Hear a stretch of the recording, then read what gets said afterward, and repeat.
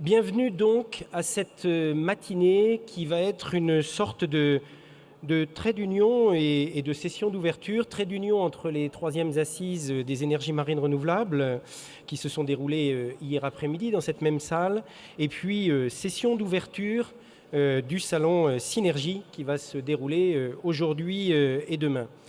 Cette matinée va être l'occasion de faire un état des lieux. État des lieux, état du marché, contexte global, acteurs, stratégie, enjeux. On reviendra sur un sujet qui a déjà été bien évoqué hier, la baisse des coûts, enfin deux sujets, la baisse des coûts et la réalité industrielle, économique et sociale de ces filières énergie marine renouvelable. Et puis surtout, à partir de 11h, un focus sur les régions littorales. 5 régions littorales seront sur scène pour nous parler de leurs constats par rapport à toutes ces filières, celles qui sont aujourd'hui très matures, celles qui sont encore en cours de développement, constats par rapport à tous les projets qui fleurissent, qui s'implantent sur toutes ces régions littorales, leur engagement également, leur engagement au travers des projets, au travers des instances qui ont été mises en place, leur ambition et puis surtout leur attente vis-à-vis de tous les acteurs de la chaîne de valeur, leur attente vis-à-vis de l'État, leur attente vis-à-vis des industriels et les promesses industrielles qui ont été faites ces derniers temps, leur attente vis-à-vis également des énergéticiens, des développeurs, des porteurs de projets. Je vais demander pour cette première partie de la matinée, cette séance d'accueil, à Michel Venac, le maire de Biarritz, de bien vouloir venir sur l'estrade. Donc je vous propose de tous vous installer sur l'estrade. Il n'y a pas de plan de scène.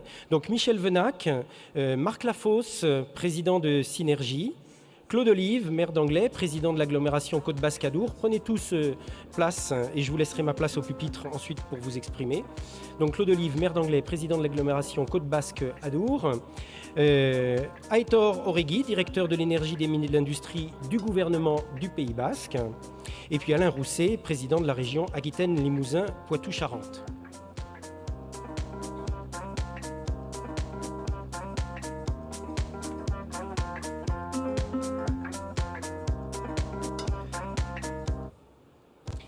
Et je vais donc, pour vous accueillir ce matin, laisser la parole à Michel Venac, maire de Biarritz.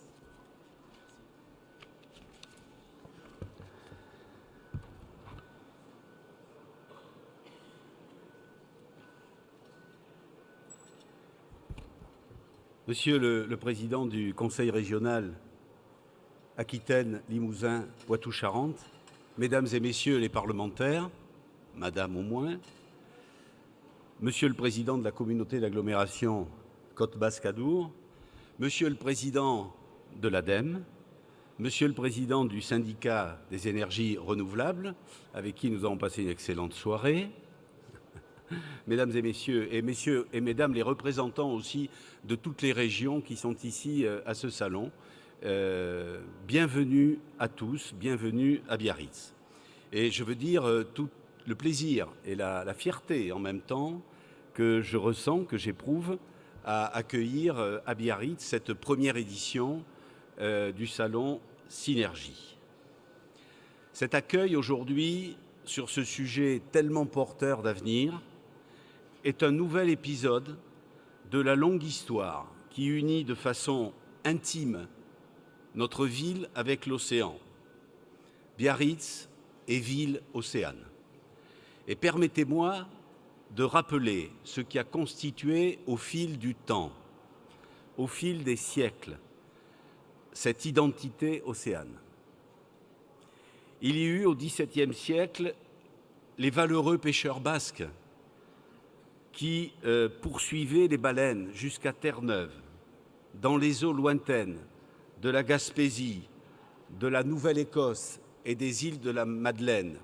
À ce sujet, je ne résiste pas au plaisir, Monsieur le Président de région, de citer à Passarès, tout près d'ici, le port près de Saint-Sébastien, la formidable aventure que vivent des passionnés qui sont en train de reconstituer une baleinière du XVIIe siècle avec les mêmes matériaux, les mêmes méthodes de construction. Et dans 3 ans, cette baleinière partira vers le Saint-Laurent comme le faisaient à l'époque les baleinières des pêcheurs basques. Donc c'est une formidable aventure que nous avons visitée ensemble, Monsieur le Président de Région, et que Biarritz soutient également. Il y eut également, au début du XXe siècle, les timides débuts des bains de mer. J'adore les photos qu'on voit encore de ces moments-là, où on voit des messieurs en habit sur la grande plage de Biarritz, des dames qui dévoilent chastement, pudiquement, un morceau de cheville. Les choses ont changé, mais le tourisme balnéaire était lancé. Puis, ce fut la découverte des bienfaits de l'océan sur la santé, le développement de la thalassothérapie et des soins marins. Au milieu des années 60, une nouvelle aventure commença avec l'arrivée du surf, qui fit son entrée en Europe par Biarritz, entraînant derrière lui les sports de glisse et leur économie. Le sujet qui nous intéresse aujourd'hui, les énergies marines, n'a pas été absent de cette histoire océane de Biarritz. Au milieu des années 30, la ville de Biarritz autorisa un ingénieur passionné, Paul Grasset, à installer dans la falaise du Cap Saint-Martin, que surplombe le phare, installer donc le prototype d'une usine houlomotrice à grande échelle dont on peut voir encore aujourd'hui les vestiges. Ce prototype ne fonctionna jamais, la guerre arriva. Mais récemment, des étudiants de l'ESTIA, l'ESTIA c'est la grande école d'ingénieurs qui existe sur la technopole d'Issarbel, des étudiants de l'ESTIA ont réalisé une simulation du modèle de ce prototype de Paul Grasset. La simulation du système ne put allumer que quelques ampoules, mais les principes de base étaient bons. Aujourd'hui, donc, un nouvel enjeu se présente, immense, celui du défi océan, de l'économie bleue. Ce défi est né de la prise de conscience, de la conviction que l'océan détient les réponses à un grand nombre de questions majeures que se pose l'humanité. La conviction que les extraordinaires ressources de ce continent, de l'océan, constituent un potentiel dans beaucoup de domaines. Le domaine alimentaire, le domaine médical, potentiel économique, potentiel énergétique, potentiel minéral, grâce à l'ensemble de ces ressources, et bien grâce aux énergies bleues aussi, qui sont le sujet de notre rencontre aujourd'hui. Biarritz et notre agglomération, le Pays basque, veulent être de cette formidable aventure écologique, économique, scientifique, à vrai dire humaine, qui s'annonce, et notre conviction est devenue une véritable ambition. Déjà, sur notre territoire, sont installées des entreprises qui travaillent sur ces sujets. Je voudrais en citer quelques-unes, d'autres sont exposées ici dans ce salon. Je veux par exemple citer Maxi. Maxi est une entreprise installée sur la technopole Issarbel qui équipe informatiquement les bateaux, que ce soit les bateaux, Catherine Chabot n'est pas là ce matin, mais on en parlait hier avec elle, les bateaux qui font les courses en mer, les courses au large, et puis également des bateaux simplement de la marine marchande.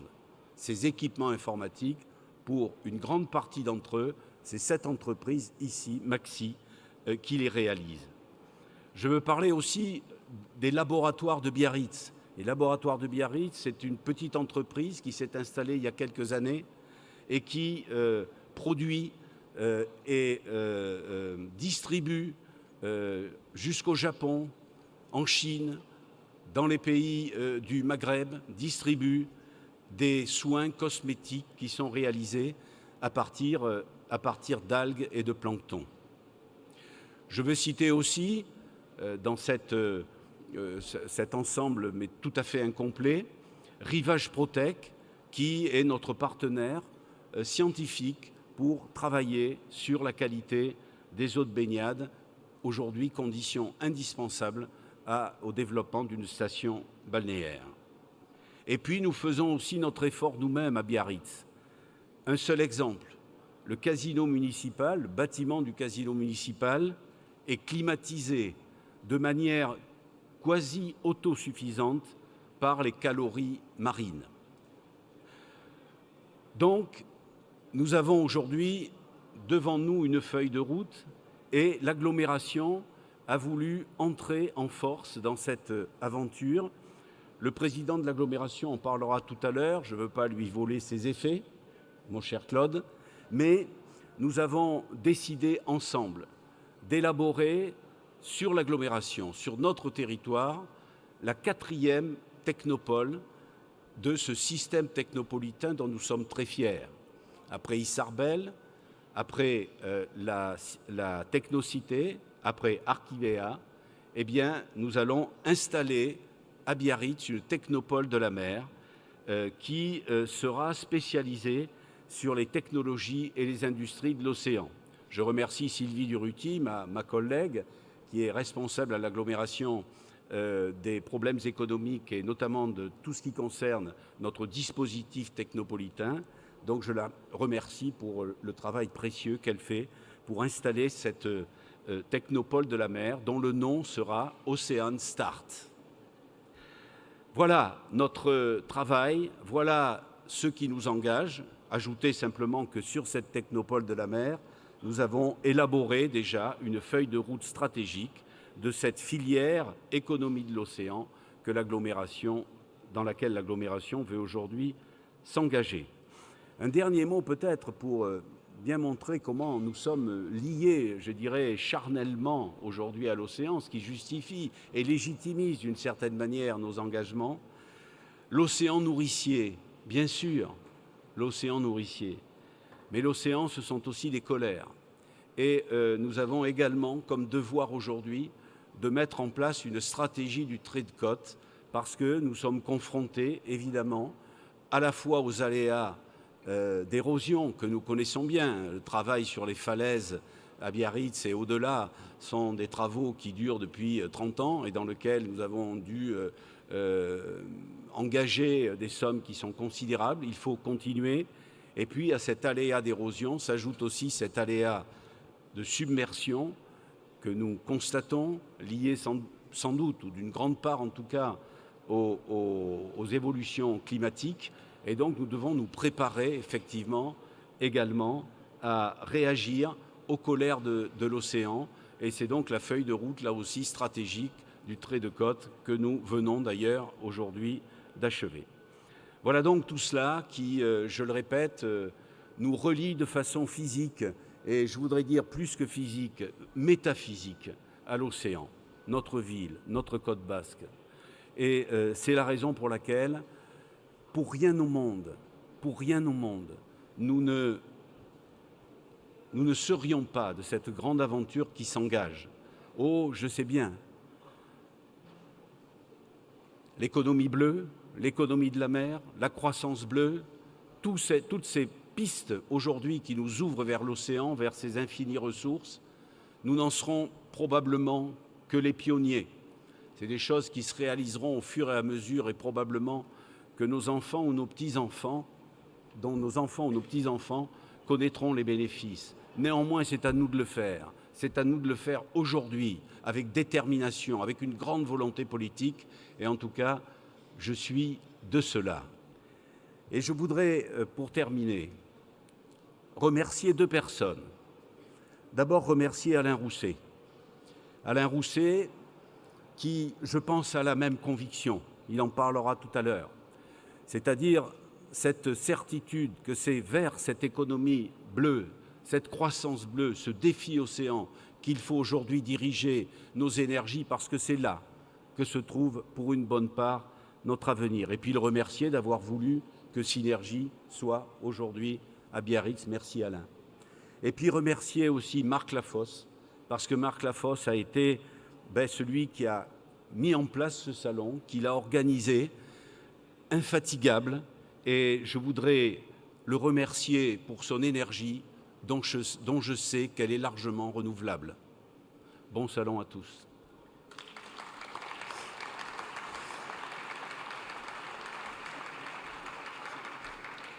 Alors, c'est presque pas la peine que je le présente. Cela dit, il ne vous a pas échappé que le logo que vous avez juste en dessous de ce pupitre, repris juste derrière moi, le logo de Synergie, est le même que le logo de BlueSign. Donc c'est à la fois au président de BlueSign et au président de Synergie que je cède la parole maintenant. Merci. Monsieur le Président de la région Aquitaine-Limousin, Poitou-Charentes, cher Alain Rousset, Madame la présidente de la région vice-présidente de la région Normandie, Madame la vice-présidente de la région Languedoc-Roussillon, Midi-Pyrénées, Messieurs les conseillers régionaux de la région Bretagne, cher Dominique Ramard, et des Pays de la Loire, cher Sébastien Pilar, Monsieur le représentant du gouvernement basque-espagnol, Monsieur le président de l'agglomération, cher Claude Olive, Monsieur le maire, cher Michel Venac, Messieurs les présidents de l'ADEME et du syndicat des énergies renouvelables, chers amis et confrères des énergies marines, je suis particulièrement heureux de vous compter très nombreux aujourd'hui pour cette édition 2016 de Synergie à Biarritz. Merci d'avoir répondu présent à l'appel des régions de France, du soutien des nombreuses associations, organismes qui structurent les énergies marines renouvelables, mais aussi du syndicat des énergies marines, des syndicats des énergies renouvelables, du CER, et de ses traditionnelles assises qui se sont déroulées avec de très nombreux débats très riches hier. Toute mon équipe et les partenaires territoriaux se sont mis à pied d'œuvre pour vous proposer une édition internationale au service de notre filière qui continue de nous surprendre et de se projeter à l'assaut des océans, des estuaires et de ces rivières. Les échanges entre les acteurs du monde entier que vous êtes permettent ainsi d'accélérer la dynamique de la filière. Ces interactions permettent d'identifier les nouvelles opportunités au niveau mondial et d'imaginer ensemble les solutions pour répondre à ces besoins. Nous avons donc construit une édition transfrontalière au Pays Basque, terre de défis, d'aventures maritimes, qui saura vous transmettre le courage, la ferveur et les valeurs qui composent son caractère. Dans ces conditions, permettez-moi une certaine émotion pour le lancement de cette édition, durant laquelle nous attendons 3000 participants, 40 conférenciers dans différentes sessions, 4 au total, pour plus de 800 rendez-vous d'affaires programmés, mais aussi 220 exposants venus de 15 pays différents. Nous sommes donc très fiers et enthousiastes de contribuer à vos côtés à la construction de cette filière d'avenir au travers nos organisations, et nous vous formulons à tous nos vœux de réussite pour cette édition. Merci à tous.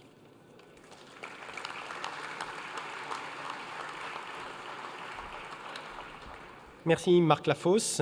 Claude Olive est maire d'Anglet et président de l'agglomération Côte Basque Adour qui regroupe Bayonne, Anglet, Biarritz, Boucau et Bidart. Je lui laisse la parole maintenant. Bien, merci. Bonjour à tous. Monsieur le Président de la région Aquitaine-Poitou-Charentes, cher Alain, Madame la députée, Mesdames, Messieurs les élus régionaux, départementaux, Monsieur le maire de Biarritz, mon cher Michel, Monsieur le directeur du gouvernement basque, Monsieur le Président Lafosse, cher Marc, Mesdames, Messieurs, chers amis, d'abord vous dire que je suis très heureux de participer à cet événement qui rassemble tous les professionnels de la filière des énergies marines.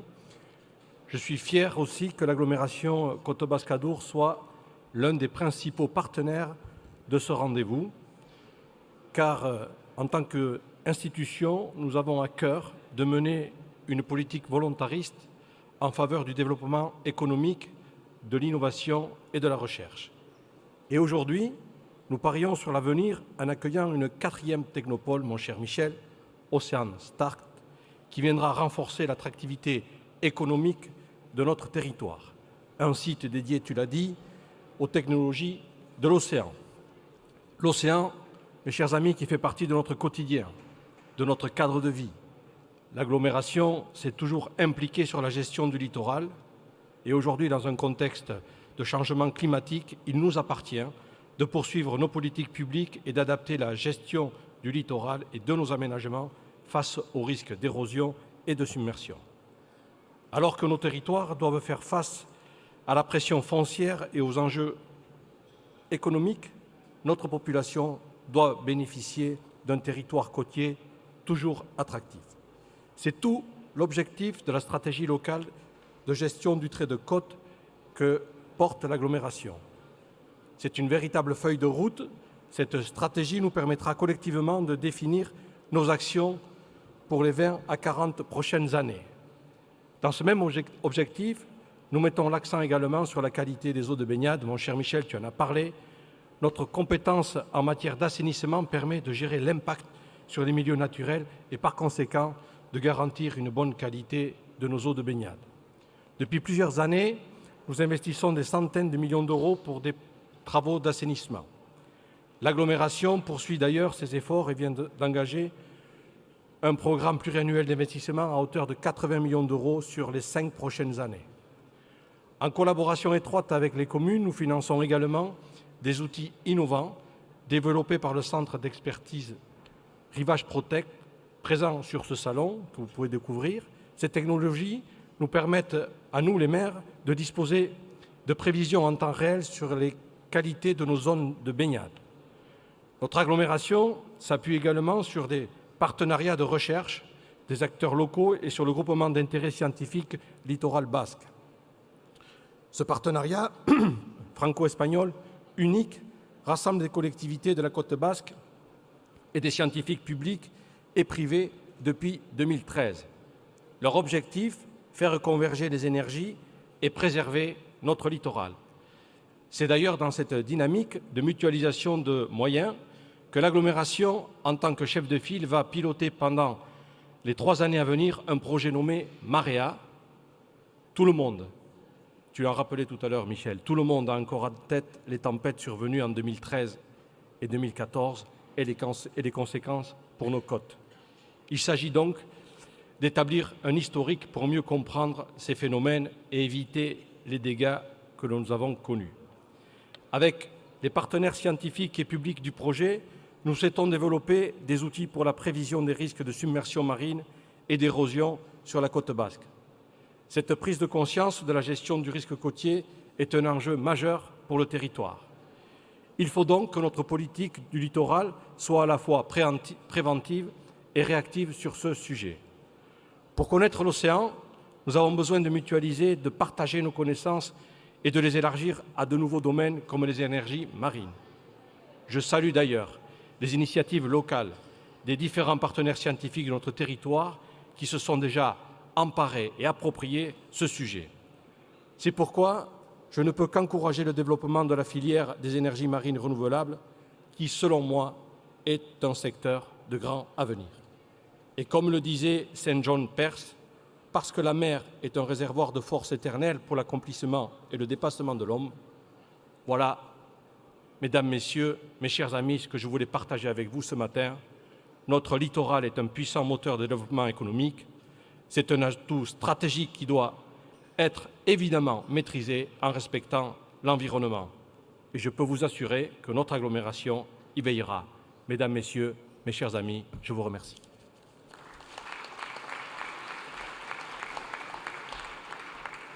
Merci Claude Olive. Aitor Oregui est directeur de l'énergie, des mines et de l'industrie du gouvernement du Pays basque. Petite précision, cette fonction au gouvernement du Pays basque comporte à la fois une charge, on va dire, exécutive et également une fonction politique. Donc je vous laisse la parole pour ce 4e discours d'ouverture. Merci. Merci. Egunon, bonjour. Sorry, I have to make my intervention in English. First of all, I want to thank all the present authorities, especially President, the Major, Marc. Merci. I want to give you thanks because of this chance of cooperating with you and express our commitment with the renewable energy of the sea. There is no doubt that the future of energy is renewable and diverse. Different combination of multiple energy sources will power our societies in the years to come. From all the different alternatives, the sea energy is still today facing a challenging road before achieving a commercial development. And we are still today in the phase of technological divergence, with several different concepts and ideas being developed all over the world. The history of the Basque, in both sides of the border, is strongly tightened with the sea. We understand perfectly the challenge of such a harsh environment.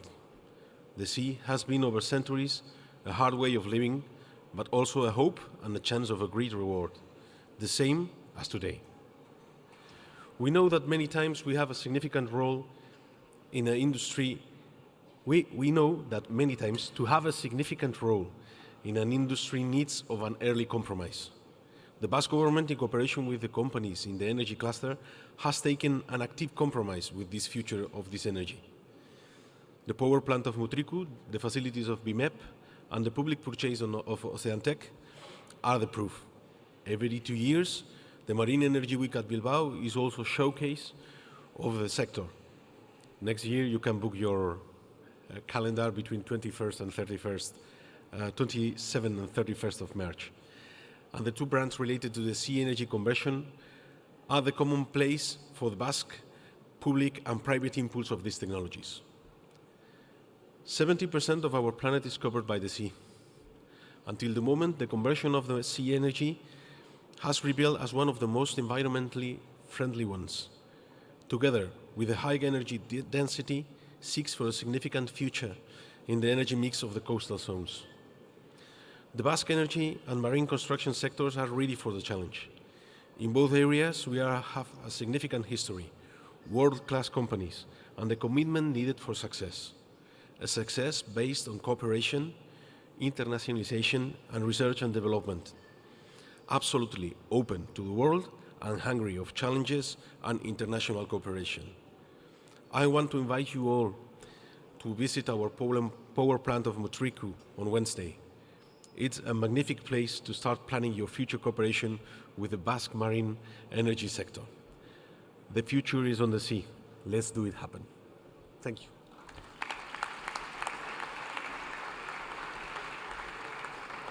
Merci à Aitor Oregui. Nous allons revenir largement dans la séquence juste après sur cette coopération internationale. Alain Rousset, président de la grande région Aquitaine-Limousin-Poitou-Charentes, ancien président de l'Association des régions de France. Je lui laisse la parole pour terminer cette ouverture du salon Synergie. Merci beaucoup, chers amis. Je voudrais tout d'abord, avant de saluer les personnalités qui sont là, remercier Marc Lafosse particulièrement de son rôle dans la tenue ici de ce grand salon, de ce grand rendez-vous. On s'est battu, Michel Venac le disait tout à l'heure, pour que cette manifestation ait lieu ici à Biarritz, sur la côte basque, à 2 pas de nos chers voisins basques espagnols. J'ai d'ailleurs une petite réflexion franchouillarde à faire. Je le disais tout à l'heure à mes voisins. Il fut un temps où les Aquitains du Sud parlaient parfaitement l'espagnol et où les Espagnols du Nord parlaient parfaitement le français. Je veux dire, cette espèce de fonction écrasante de la langue anglaise m'insupporte. Voilà. Donc je vais rendre obligatoire dans les lycées l'apprentissage de l'espagnol et j'espère que mon collègue Loliane Dakari rendra obligatoire l'apprentissage du français dans les lycées basques. Je note que personne n'applaudit, donc il n'y a que des Anglais dans la salle. Bien, donc merci Marc. Sur tout cela, il faudra d'ailleurs que nous poursuivions ensemble, et Arnaud Leroy est ici, à qui j'ai demandé de travailler avec Pierre Caléja sur cette structuration. Je voudrais saluer Michel Venac de nous accueillir ici et des mots qu'il a évoqués tout à l'heure. Je sais ce qu'il ressent à l'égard du projet que nous devons mettre en forme encore plus. Il a eu l'occasion de me le rappeler à l'Assemblée plénière, mais justement, c'est ce qui fait la force de notre modèle démocratique, parce que, j'y reviendrai, la croissance bleue est au cœur de notre projet. Je salue le président de l'Aglo. Je salue bien sûr notre collègue du Pays Basque. Je salue les députés, je salue les représentants de l'ADEME et du syndicat professionnel qui sont ici. Madame le député, je l'ai perdu des yeux. Voilà. Je salue les équipes de la région. Voilà. Quelques mots que m'inspire, sans répéter ce qui a été dit, parce que ce serait désagréable. Premièrement, j'observe la nécessité, pour ma part, que nous pose l'océan, d'une certaine manière, à travers ce thème de l'énergie marine, la nécessité de la convergence et de la transversalité. Les questions que nous pose l'océan, et Michel Venac les a évoquées tout à l'heure, le président de l'ACBA aussi, c'est à la fois la qualité des eaux, parce qu'on sait que la qualité de ces eaux marines dépend de la qualité de l'environnement sur Terre. La quasi-totalité des pollutions marines viennent de la Terre.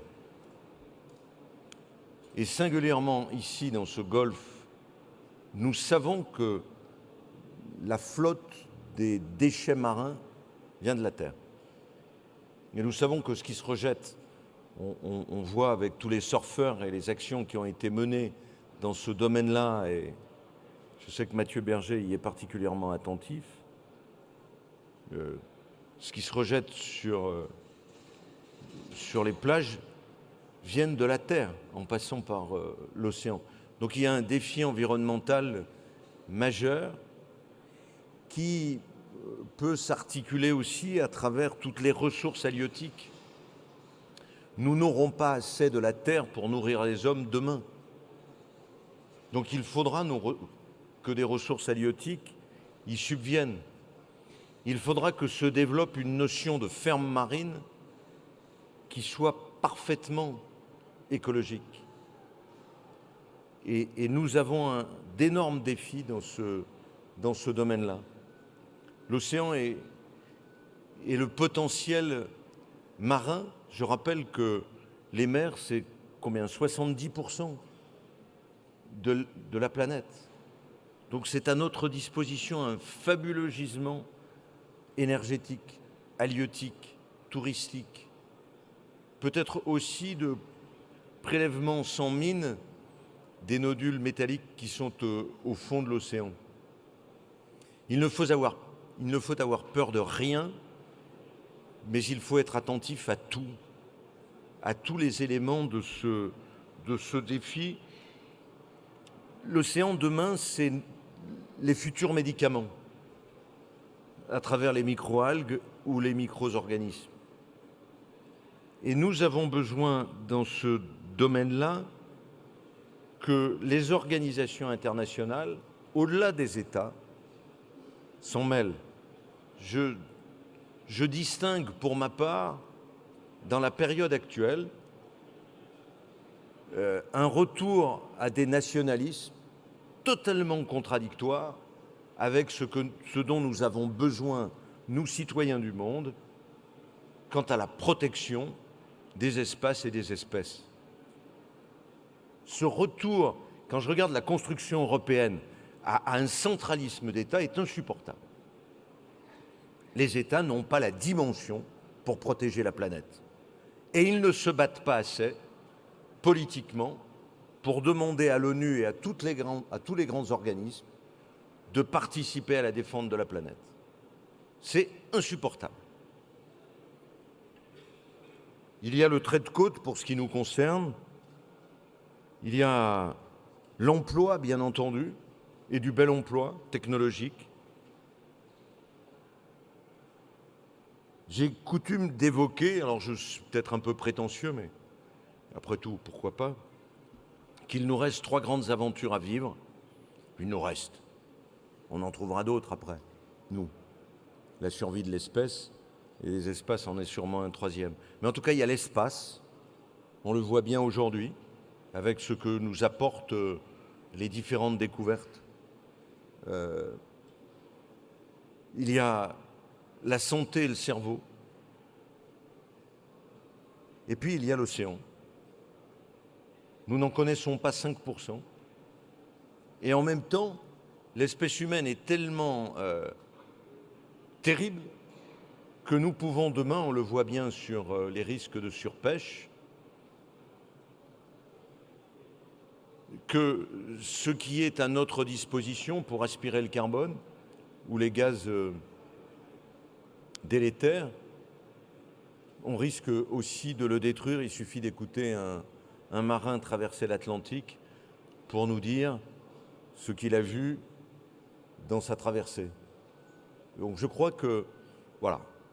Et notre région, notre nouvelle grande région a des responsabilités particulières qu'il nous faut partager avec la Bretagne et la Normandie, sûrement aussi avec les provinces espagnoles de la côte atlantique, peut-être jusqu'au Portugal, qui a pris des initiatives intéressantes sur ces énergies marines.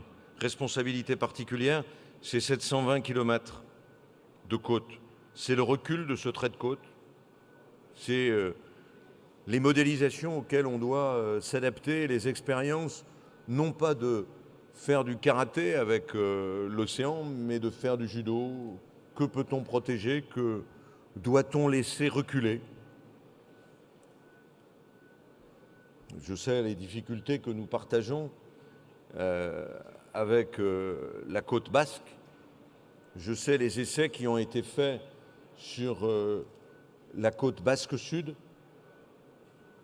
Il y a une vraie réflexion à avoir. Et puis je sais aussi, sur le plan des ressources halieutiques, tout ce que peut apporter de vie l'installation des récifs artificiels qu'on peut plonger et le retour de la vie à une vitesse folle, y compris au large d'Osgore.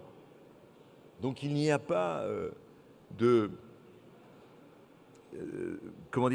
défaite assurée, mais la possibilité par des innovations de ressusciter la vie dans l'océan. Notre potentiel est immense dans cette grande région. Il est scientifique. Nous avons beaucoup de laboratoires, d'Arcachon à La Rochelle, mais aussi à Pau, sur l'océan et la mer, des ressources technologiques, et je salue les start-up, les PME qui travaillent dans ce domaine-là, des ressources humaines et la volonté des élus, vous le disiez tous les deux tout à l'heure, le potentiel environnemental, et puis la volonté, tu le disais Michel, à un moment donné, oui, j'ai la volonté en tant que président de cette grande région de faire de la croissance bleue un élément de dynamisme, une épine dorsale à travers les grandes filières qui existent, parce que la croissance bleue fait se croiser des filières multiples. Nous allons mettre en place un cluster très vite, je l'espère avant l'été.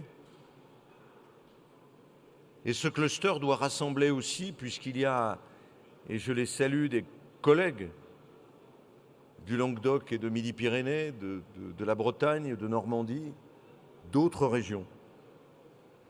Nous avons la chance d'avoir la responsabilité des crédits européens, de pouvoir jouer sur des appels d'offres européens, peut-être de pouvoir susciter, dans le cadre des PCRD, des appels d'offres européens plus vastes qui mêlent ces dispositifs.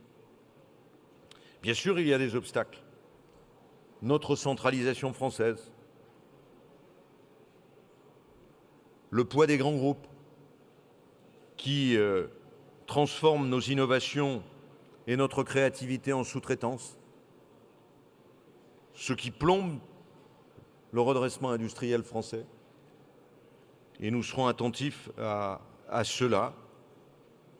On observe, bien sûr, que la volonté de concentrer les appels d'offres au niveau national fait que ce sont les grands groupes qui y ont uniquement accès et que donc les PME qui peuvent jouer derrière ne sont qu'en sous-traitance, alors qu'il faudrait permettre à ces PME de devenir comme en Allemagne, comme au Danemark, comme en Autriche, comme dans tous les pays du monde, les futurs ETI de la croissance bleue. C'est cela qui plombe notre croissance. C'est ce qui motive mon combat et ma franchise. Soyez sûrs que je le poursuivrai, y compris en créant ici même, dans cette grande région, un futur grand fonds d'investissement, puisque si bien nous n'avons pas, avec le national, les ressources de fonds nécessaires pour assurer cette croissance. Nous ferons de nos start-up les ETI de la croissance bleue de demain. Je vous remercie.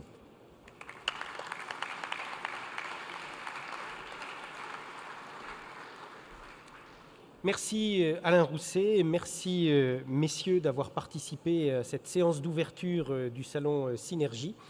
Et je vous propose de démarrer tout de suite les échanges et les travaux de cette séance d'ouverture que je présentais tout à l'heure comme un trait d'union entre les 3e assises des énergies marines renouvelables et puis l'ouverture donc de Synergie.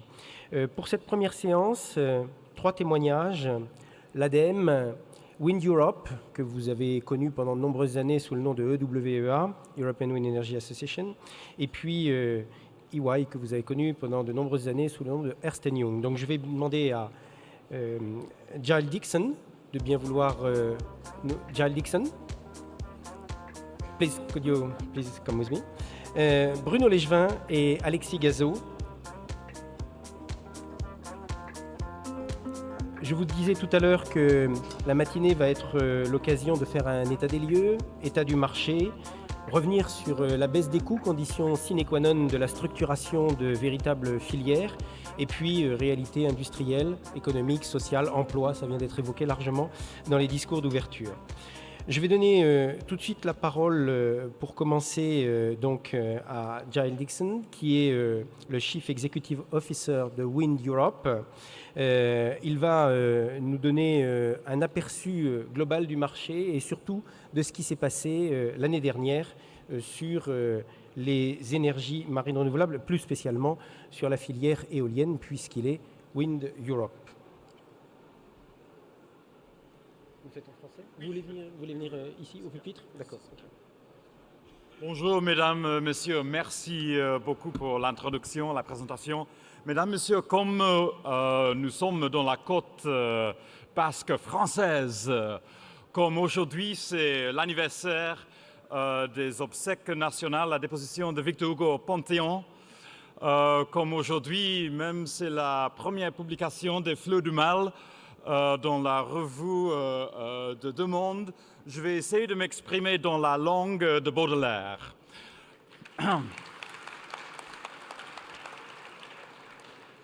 C'est un grand plaisir d'être avec vous ce matin. Comme je vais essayer de faire fonctionner... Ah oui, ça marche. Une petite explication. L'Association européenne pour l'énergie éolienne vient de changer le nom. Nous ne sommes plus les WEA, nous nous appelons depuis 2 mois Wind Europe. Bon, c'est un chef anglais, c'est un nom anglais. Bon, mais basiquement, rien ne change. Nos membres continuent à être les électriciens les plus grands d'Europe, les fabricants des turbines onshore et offshore les plus importantes, comme vous voyez. Bon, l'industrie de l'éolien offshore aujourd'hui, où est-ce que nous sommes ? Bon, nous avons éteint le chiffre de 10 gigawatts de bases installées. Nous sommes à 11 gigawatts. Il y a plus de 3000 turbines éoliennes dans les eaux marines européennes, plus de 80 fermes éoliennes. Dans les derniers 6 ans, nous avons financé plus de 46 milliards d'investissements et chaque année, nous produisons 41 TWh d'électricité pour les consommateurs. L'année dernière, c'est une année record pour nous, plus de 3000 de mégawatts nouveaux installés, 700 turbines et un financement de 13 milliards d'euros.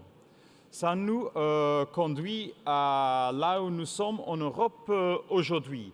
Ça, c'est la carte. Je vous invite à étudier bien les couleurs des fermes ici. Les vertes sont les fermes déjà installées, déjà commissionnées, déjà en opération. Les jaunes sont les fermes qui sont en train d'être construites. Les oranges et les bleus clairs sont les fermes qui sont en train de recevoir le permis et qui bientôt seront construites. Mais peut-être la chose la plus intéressante ici, ce sont les bas bleu foncé. Intéressante pour vous parce que c'est là où on va ajouter la France à cette carte. Mais regardez aussi l'auteur des bas bleu foncé. Ça reflète la taille de la prochaine génération des fermes éoliennes offshore, qui sera beaucoup plus grande que les fermes existantes. Bon, je voudrais vous parler d'une ferme spécifique qui est en train d'être construite. C'est une ferme qui est située, comme vous voyez, dans la haute mer entre la Suède, le Danemark et l'Allemagne. C'est une ferme de 350 MW. Le développeur, c'est Iberdrola. C'est un investissement de 1,5 milliard. Mais la chose la plus intéressante, c'est le niveau de coopération européenne qu'on voit dans ce projet. C'est Iberdrola, c'est un développeur espagnol. Les turbines sont les turbines d'Adwen, donc les turbines franco-espagnoles. Les jackets, les fondations sont de Bladt et de Navantia, donc d'une entreprise danoise, d'une entreprise espagnole. Les bateaux qui érigent les turbines en ce moment sont les bateaux de Windforce, entreprise hollandaise. Les câbles qui connectent la ferme aux trois pays sont de Prysmian, donc un fabricant italien. Et il y a des éléments construits pour cette ferme aussi en Suède, en Norvège. C'est un projet vraiment européen. Et ça reflète jusqu'à quel point le développement du secteur éolien offshore va impliquer une coopération européenne de plus en plus serrée dans les années qui arrivent. Je voudrais prochainement vous dire quelques petits mots au sujet du développement des technologies pour l'éolien offshore. J'imagine, comme nous sommes en France, que l'ADEME et autres parmi vous vont nous parler beaucoup de développement des turbines flottantes. C'est là où la France est le pays le plus avancé d'Europe et félicitations pour le progrès et les investissements que vous faites ici sur l'éolien flottante. Je voulais vous commenter aussi ce qui se passe en Finlande en ce moment. C'est le développement des turbines résistantes à la glace qui vont nous permettre que les turbines fonctionnent bien dans les eaux marines congelées.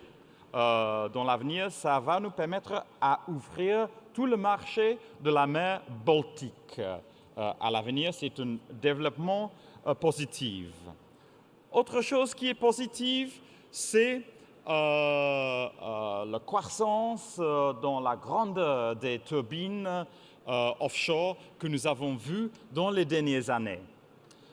Les turbines de 3 MW existent déjà dans les eaux marines depuis 10 ans. Il y a 10 ans, on s'attendait à ce que les turbines de 6 MW arrivent à l'année 2015. En effet, ils sont arrivés déjà dans l'année 2013, 2 ans en avant. Et maintenant, nous attendons à ce que les turbines de 8 MW de MHI Vestas entrent dans la mer déjà l'année prochaine. Donc, nous témoignons en ce moment des développements très impressionnants dans la taille et la hauteur des turbines éoliennes. Ça nous permet de produire d'autant plus d'électricité de chaque turbine. Ça nous permet d'augmenter les facteurs de capacité de l'éolien offshore. Nous atteignons déjà un niveau de 42%. C'est très impressionnant. Pour le onshore, ce n'est que 28%. Ça nous permet aussi à réduire les coûts. Et je voulais, comme dernier slide, vous expliquer les progrès que nous sommes en train de faire dans ce qui concerne les coûts de l'éolien offshore. Il y a quelques ans, tout le monde pensait que l'éolien offshore, c'était quelque chose de très cher, trop cher peut-être. Mais regardez, les coûts tombent. L'année dernière, nous avons déjà vu un investissement dans une ferme dans les eaux marines danoises qui ne coûtait que 103 € pour mégawatt-hour. Ça, c'était sans la connexion au réseau, mais c'était déjà un coût très réduit pour comparer avec les coûts d'il y a 5 ans, par exemple. Nous nous attendons, en tant que l'industrie éolienne européenne, nous nous attendons que pour l'année 2020, nous arrivions déjà à un coût de 100 € pour mégawatt-heure, y compris les coûts de la connexion au réseau. Et pour l'année 2025, nous nous attendons à ce que les coûts réduisent à peut-être 80-85 € pour mégawatt-heure. En effet, l'année 2025, si nous atteignions ces niveaux de 80 €, l'éolien offshore sera déjà compétitif avec les nouvelles centrales de cycle combiné, les centrales de gaz. Ça sera une avance très importante pour notre secteur. Donc, je vais terminer là, mesdames, messieurs. Je vous remercie pour votre attention très aimable et surtout, je vous remercie profondément pour avoir supporté mon accent aussi épouvantablement anglais. Merci beaucoup.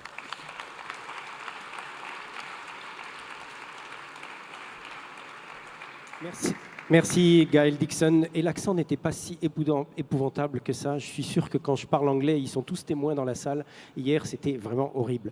Merci beaucoup. Alors voilà une perche bien tendue pour le président de l'ADEME. Je pense qu'il ne vous a pas échappé que les chiffres qui viennent d'être annoncés vont encore plus loin que ce qu'on a entendu hier. Vous avez entendu 100 € par mégawattheure et en 2025, autour de 80 à 85 € par mégawattheure. Alors Bruno Legevin, président de l'ADEME, vision de l'ADEME sur le marché, vision de l'ADEME sur la baisse des coûts et la réalité industrielle. C'est un plaisir d'intervenir après Gaël Dixon parce qu'il nous donne des perspectives, une espérance, il nous trace une route, des exigences, il nous incite à la coopération européenne et donc il montre et il démontre la place possible pour cette filière des EMR à condition justement qu'on soit au rendez-vous, très optimiste sur la baisse des coûts. Mais en même temps, comment peut-il en être autrement puisque la baisse des coûts, la maîtrise de ces coûts, c'est la certitude que cette filière sera compétitive et viendra enrichir, diversifier et probablement modifier notre mix énergétique. Et donc, je ne peux qu'en être heureux et ça en plus, dans la langue française parfaite, bravo la classe. Comme vous le savez, la loi sur la transition énergétique pour la croissance verte a fixé des objectifs ambitieux pour la France, les énergies renouvelables, 40% dans ce mix électrique. L'arrêté que nous avons, qui a été publié le mois dernier, a fixé des objectifs en cohérence avec cette ambition. Et donc, voilà pourquoi il faut que la filière EMR soit au rendez-vous dans cette capacité à développer ce mix diversifié. La France a des atouts, vous l'avez dit, vous avez cité l'exemple de l'éolien flottant et dit bon, bah, qu'on était quelque part, je ne sais pas si on en avance, mais on est moteur. La France a donc un savoir-faire qu'elle doit savoir utiliser, positionner, puisqu'on est dans le peloton de tête et c'est bien normal, vu la surface maritime. Je disais hier 11 millions de kilomètres carrés, la France dispose de la deuxième surface maritime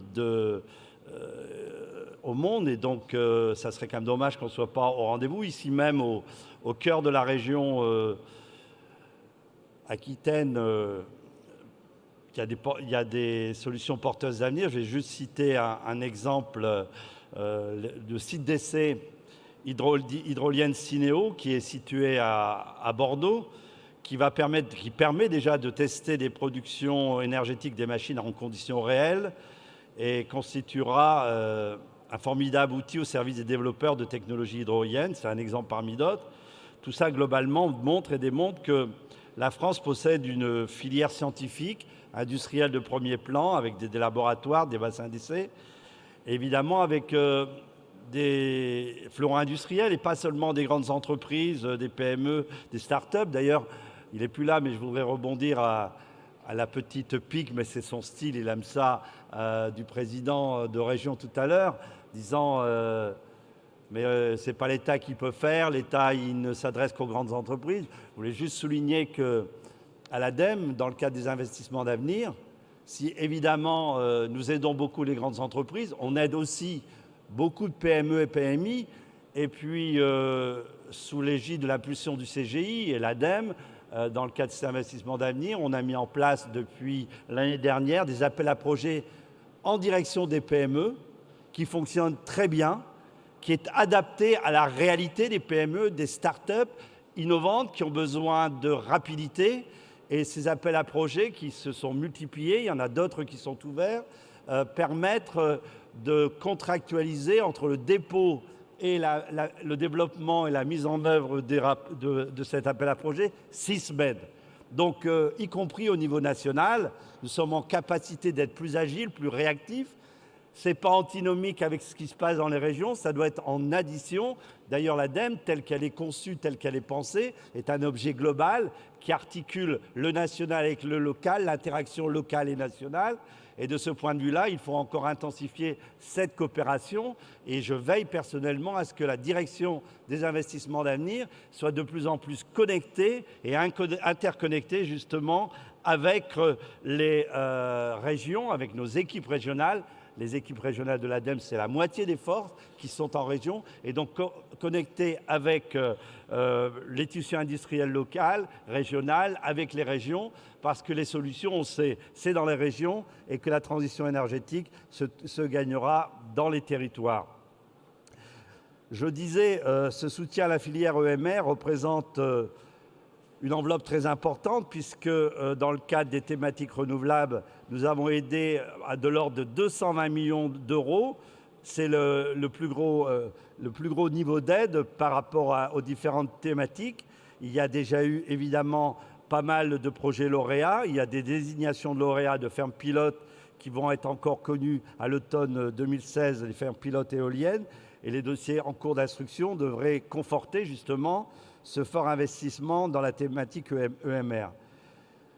Ceci est aussi à souligner et à rappeler que ces capacités de l'État d'investir pour favoriser l'innovation, c'est d'autant plus important, y compris dans une période de dette budgétaire, de restrictions budgétaires, parce que je pense que nous avons conscience tous que préparer notre compétitivité future, c'est stimuler la recherche, l'émergence de solutions industrielles. Vous l'avez donc compris, les énergies marines renouvelables constituent pour nous une filière d'excellence, une filière d'avenir. C'est pour cela qu'on l'accompagne dans les différents stades de son évolution, parce qu'au-delà des enjeux économiques, des enjeux de compétitivité, des enjeux de diversification de notre mix énergétique, il y a des emplois, il y a des retombées économiques locales, il y a des perspectives de coopération internationale, d'abord des coopérations européennes et évidemment de l'export à l'international. Bref, à l'ADEME, vous avez compris, on y croit beaucoup, à condition évidemment que la maîtrise, la baisse des coûts soit au rendez-vous, notamment par l'effet volume. Je crois que des perspectives ont été confirmées. Nous devons y veiller. Je pense qu'au fur et à mesure, la pression va être mise justement sur cette capacité à maîtriser ses coûts, à être compétitif. Et comme on le disait hier, on voit bien que progressivement, les courbes se croisent. Elles se croisent peut-être plus vite qu'on l'imaginait.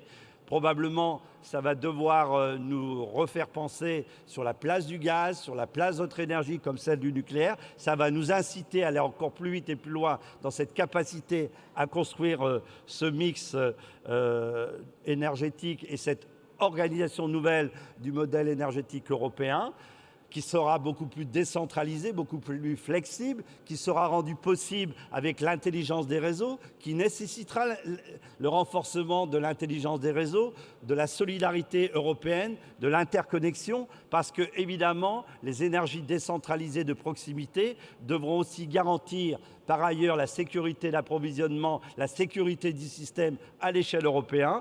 Donc, c'est l'accumulation de toutes ces opportunités technologiques qui nous fera réussir cette transition énergétique écologique. Les EMR auront leur place dans la mesure où ils créeront cette filière d'excellence et on sera au rendez-vous pour cela, pour soutenir. Et évidemment avec les territoires, parce que la solution, elle est dans les territoires, avec les collectivités, avec les entreprises. Merci de votre attention.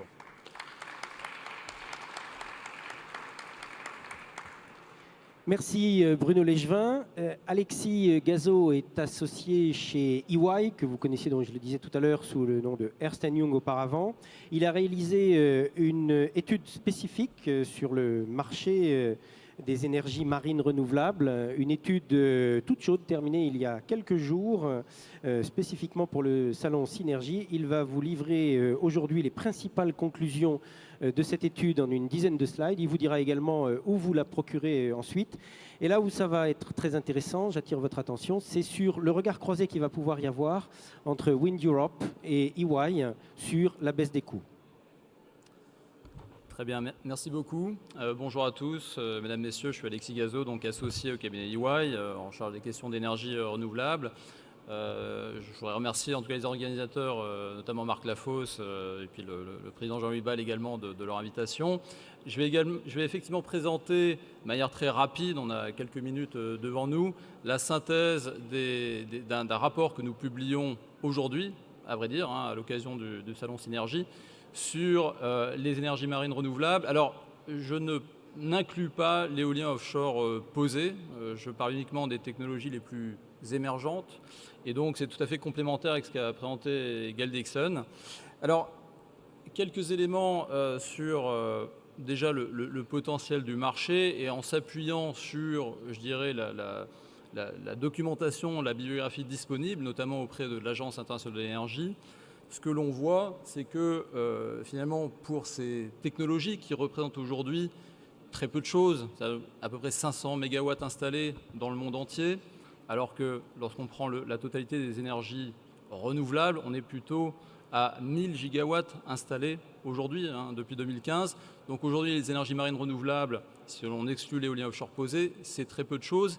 Mais pourtant, toutes les projections s'accordent à dire que l'on pourrait avoir d'ici quelques décennies plusieurs centaines de gigawatts installés. Alors, on peut discuter de savoir si ça sera plutôt 300, plutôt 500 gigawatts ou autre, mais en tout cas, toutes les projections s'accordent là-dessus. Ces projections n'ont rien de déraisonnable si l'on compare à d'autres filières technologiques. Je voudrais rappeler que sur l'éolien, donc l'éolien à terre, en 10 ans, entre 2005 et 2015, on est passé de 50 gigawatts installés dans le monde à plus de 400 gigawatts aujourd'hui. Sur le solaire, sur la même période de temps, en 10 ans, on est passé de 5 gigawatts à plus de 200 gigawatts en 10 ans.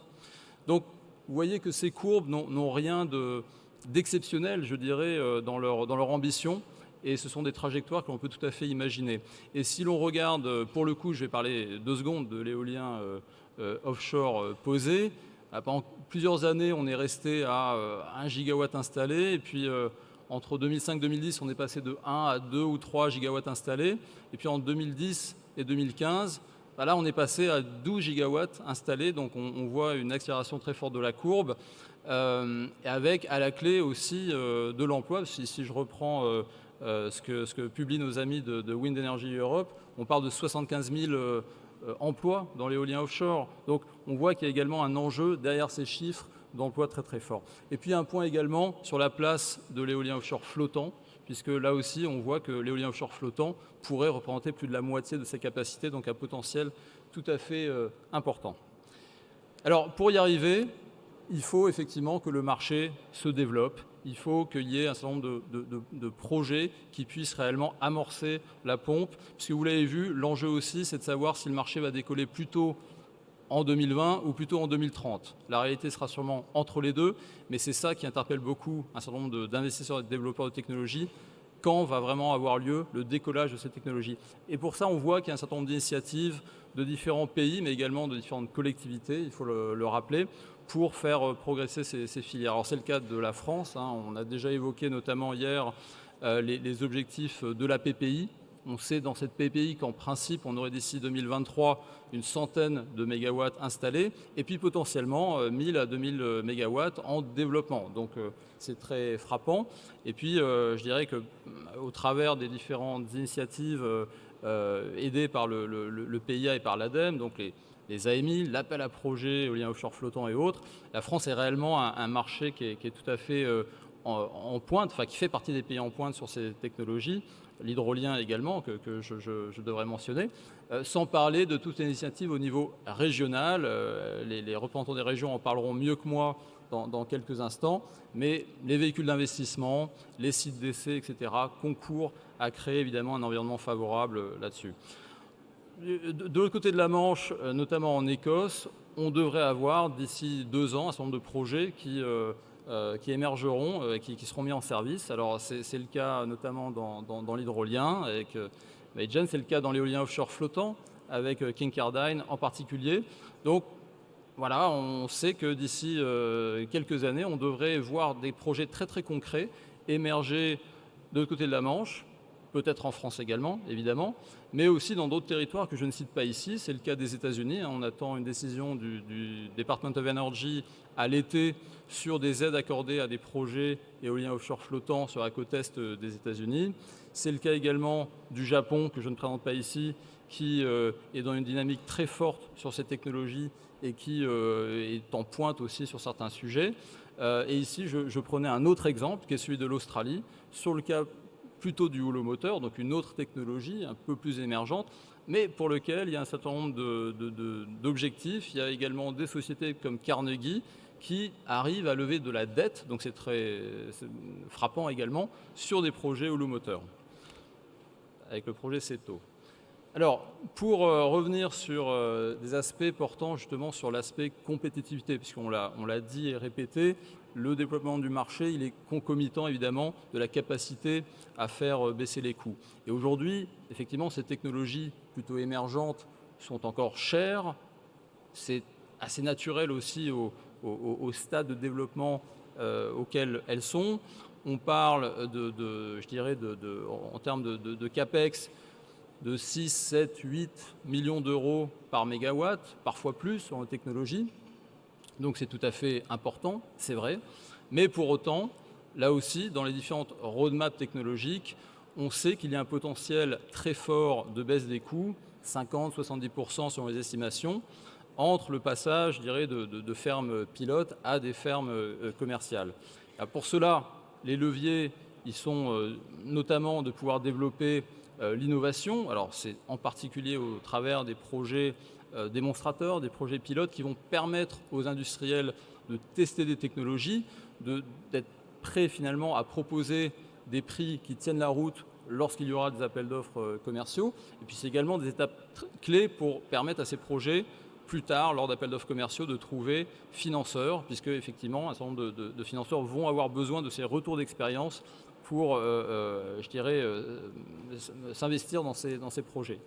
C'est également des questions, bien entendu, de développement de marché, puisque effectivement, là aussi on l'a dit, les effets d'échelle seront clés, et on l'a vu dans d'autres technologies renouvelables où effectivement on peut constater effectivement le fait que la loi de Moore s'applique bien, c'est-à-dire qu'à chaque doublement de capacité, on constate des baisses de coûts très importantes de plus de 20%. C'est également un aspect qui sera clé, et donc la visibilité sur le déploiement du marché sera un facteur essentiel. Ce sont également des leviers qui vont porter sur le développement d'infrastructures, notamment infrastructures portuaires, infrastructures également en termes de sites d'essai. Et là, on voit tout le rôle que peuvent jouer les collectivités territoriales dans ces aspects-là. Et puis, ce sont également des leviers qui vont porter sur l'optimisation de la supply chain, de la logistique notamment, sachant que l'optimisation de cette supply chain, elle se passera également, je dirais, dans les géographies où se développeront les projets. On peut imaginer qu'un certain nombre d'acteurs, y compris français, vont, lorsqu'ils travailleront sur les projets d'énergie marine aux États-Unis ou en Asie, s'appuyer sur des supply chains locales. Alors, par rapport à ce que l'on peut dire sur l'impact de ces leviers in fine sur le coût de production par mégawattheure produit, c'est évidemment compliqué de faire des projections à date. On reprend ici des projections qui sont faites par l'AIE et par l'OES, donc des projections, je dirais, de baisse de coûts très importantes. Toute la question est de savoir quelle va être la vitesse de décroissance de cette courbe de coûts. Et ici, on peut discuter de savoir si, effectivement, les énergies marines, ou en tout cas certaines filières d'énergie marine, seront capables de produire de l'énergie à des prix comparables à d'autres technologies de production d'énergie, peut-être l'éolien offshore posé, peut-être le nucléaire neuf par exemple. Est-ce que ça sera à l'horizon 2025, 2030 ? C'est bien compliqué évidemment de faire ce type de projection, parce que ça va beaucoup dépendre des premiers projets à échelle importante qui vont sortir de la mer, je dirais, d'ici les prochaines années.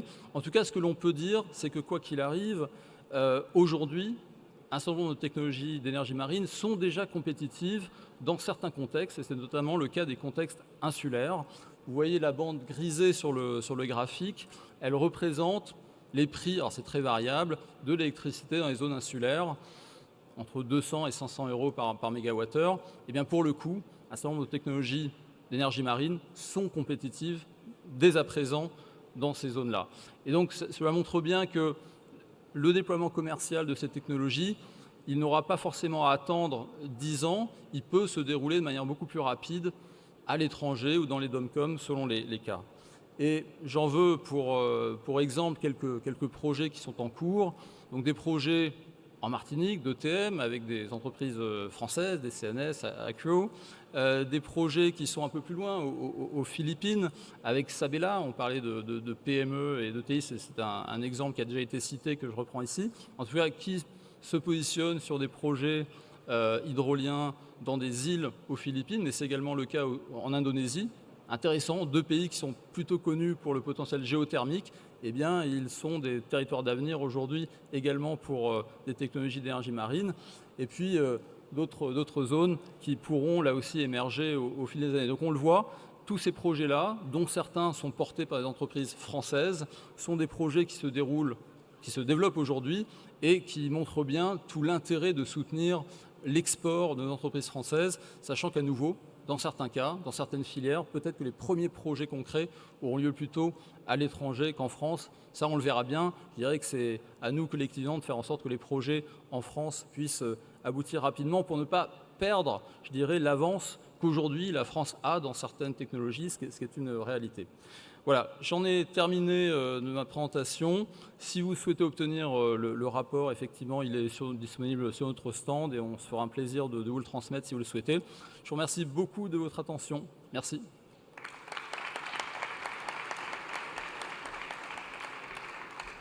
Merci Alexis Gazo. Alors je sais qu'on est déjà un tout petit peu en retard. Pour autant, j'aurais quand même voulu faire réagir Gaël Dickson par rapport à ce qui vient d'être dit. Et avant de le faire réagir, j'aurais voulu demander, je vais changer le programme comme ça en live, mais c'est pas très grave, puisqu'on vient à l'instant de parler des régions ultramarines. Il se trouve que vous avez dans la salle avec vous aujourd'hui Jean-Franz Cover qui est ici. Venez nous rejoindre sur scène là. Venez donner le point de vue d'un EPCI qui représente 18 communes sur 34 en Martinique, puisque Jean-François Covert est président de la communauté d'agglo du pays Nord Martinique. C'est l'un des TEPCV, territoire à énergie positive, qui a été labellisé. On vient juste à l'instant de parler du programme ETM, énergie thermique des mers avec AQO. Alors en quelques minutes, qu'on ait au moins le témoignage d'un représentant d'une communauté d'agglomération ultramarine sur les projets énergie marine renouvelable. Jean-François Covert. Alors déjà, Monsieur le Président des syndicats des... Parlez bien près du micro. Voilà. Monsieur le Président de l'ADEME, Mesdames et Messieurs les élus, chers collègues, Mesdames et Messieurs, bonjour à tous. Alors déjà, c'est avec un grand plaisir que je honore cette invitation à témoigner de l'engagement de la Martinique en faveur de la transition énergétique et de la réduction des gaz à effet de serre.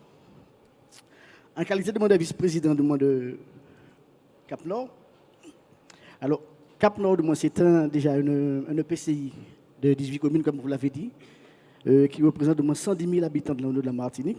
Donc je suis en charge de la commission énergie-climat, l'économie circulaire et puis donc le PCET énergie.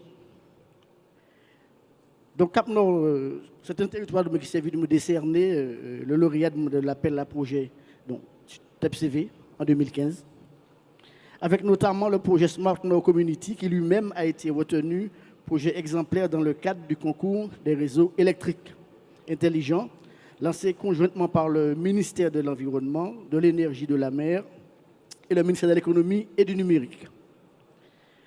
Donc Smart Nord Community sera un premier smart grid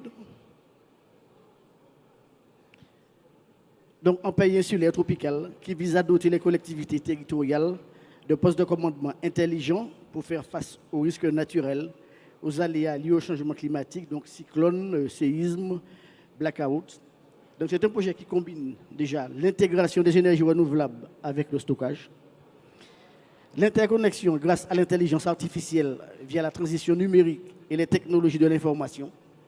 Ce projet a été élaboré en partenariat avec des startups labellisées French Green Tech. Le développement des énergies renouvelables sur notre territoire passe donc par les énergies intermittentes bien connues, le solaire, l'éolien terrestre, mais aussi désormais avec les énergies marines renouvelables, puisque c'est déjà le cas avec les énergies thermiques des mers en cours de déploiement sur la commune de Bellefontaine par la DCNS et AQE Énergie. C'est bien ça. Donc aussi avec Synergie 2016, c'est l'opportunité de soutenir de nouvelles technologies valorisant les ressources énergétiques issues de la mer comme les hydroliennes, l'éolienne flottant.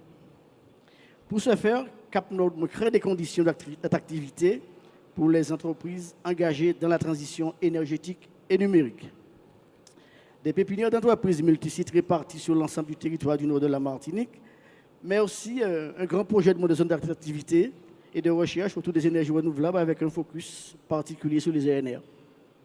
Alors, je vais finir en vous disant que nous avons le carnaval, nous avons les acras. Désormais, vous savez que nous avons aussi l'or bleu. Donc, à vous les acteurs du monde économique de surfer sur la vague. Merci. Merci Jean-François Covert.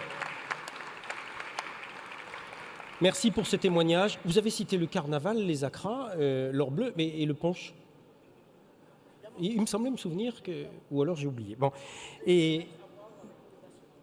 À boire avec modération, merci.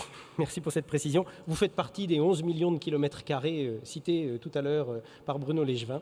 Donc merci pour ce témoignage ultramarin. Alors, Gaël Dixon, réaction par rapport à ce que vous avez entendu tout à l'heure concernant la présentation d'Alexis Gazo de EY, notamment sur la baisse des coûts et sur le tout dernier transparent qui était présenté, où on voyait que les niveaux n'étaient pas tout à fait les mêmes par rapport aux constatations de Wind Europe. Alors d'accord, c'était un transparent qui amalgamait toutes les filières énergie marine renouvelable, alors que vous vous concentrez uniquement sur la partie éolienne des choses, offshore posé, offshore flottant. Pour répondre à François Brotillère qui s'étonnait qu'on parle de l'offshore posé, vous avez vu que les transparents qui vous étaient présentés tout à l'heure, c'était de l'offshore planté, parce qu'on peut poser, planter ou faire flotter les machines hydrauliques. Alors, réaction et séparation peut-être entre cet éolien et ces autres filières énergie marine renouvelable. Gaël Dixon. Merci beaucoup. Bon, Parlez d'abord, bien près du micro. la... Près du... Oui, ça fonctionne. Tout d'abord, la baisse des coûts dépend surtout des volumes. Les volumes doivent avoir une certaine taille pour nous permettre à réduire les coûts à 100 € 2020 et à 80-85 € 2025. Par volume, je veux dire, pour l'éolien offshore, qu'il y ait au moins 4 gigawatts chacun dans le marché. L'année dernière, on a ajouté 3 gigawatts. Donc, nous n'avons pas encore atteint les volumes qu'il nous faut pour réduire les coûts à 100 € et à 80 €. Donc, en principe, il me semble qu'il n'y a pas autant de désaccords entre Wind Europe et Ernst & Young.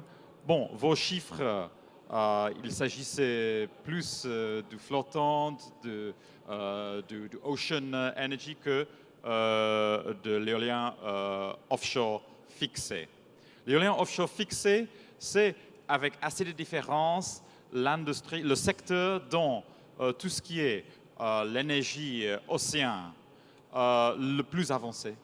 Oui, donc c'est là où nous avons déjà établi une certaine taille, déjà 11 gigawatts installés dans les eaux marines d'Europe. C'est là où nous avons déjà réalisé une baisse de coût très importante dans les derniers ans. Nous sommes assez optimistes que nous allons atteindre les volumes de 4 gigawatts par an. Par exemple, le Royaume-Uni s'est déjà compromis à développer au moins 1 gigawatt chacun dans les années 2020. L'Allemagne, la même, encore 1 gigawatt. Le Pays-Bas, c'est déjà 700 mégawatts par an, d'ici jusqu'à 2023. Et on pourrait y ajouter, bien sûr, la France dans les années 2020.